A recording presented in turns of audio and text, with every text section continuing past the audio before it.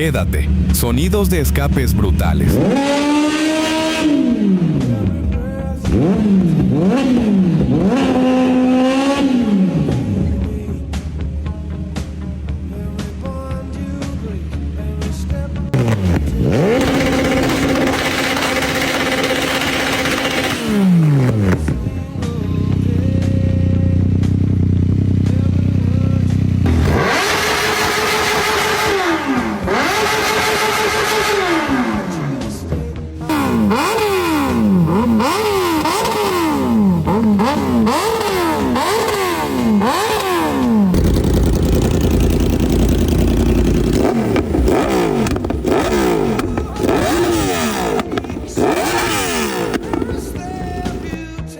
¿Cuál te gustó más? Déjalo en los comentarios.